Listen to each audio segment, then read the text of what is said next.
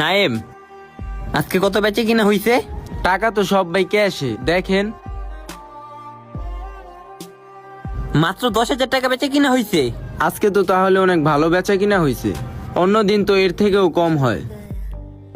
এইভাবে হইব না রে নাইম, তুই ঠিক করে বেচে কিনা করতে পারতাছিস না।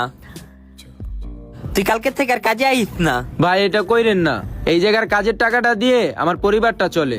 এইগুলো আমার দেখা লাভ নাই, এখনই তুই শোরুম থেকে বের হয়ে যা।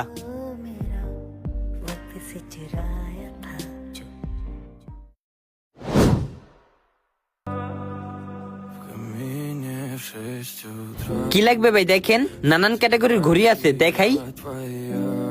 নাইম কোথায়? ও তো নাই। আচ্ছা ঠিক আছে, পরে আসবো নি। কি লাগবো দেখেন।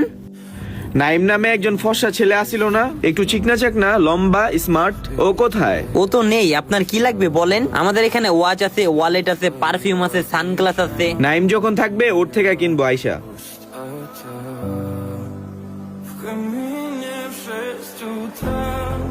না, ও তো নেই। ঠিক আছে, পরে আসবো নি।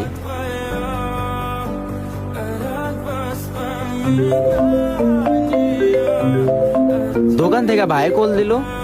হ্যালো, আসসালামু আলাইকুম ভাই। কালকের থেকে তুই কাজে আহিস। হঠাৎ এই কথা বলতাছেন, আপনি না আমার দোকান থেকে বের করে দিলেন। দেখ, হয়তোবা দোকানের মালিক আমি, কিন্তু যত কাস্টমার আসতেছে সকলেই তোরে খুঁজতে আছে। আচ্ছা ভাই, ছোট মুখে একটা বড় কথা বলি, দোকানের মালিক যে কেউ হইতে পারে, কিন্তু দোকানটা চলে একটা ভালো কর্মচারী ধারা।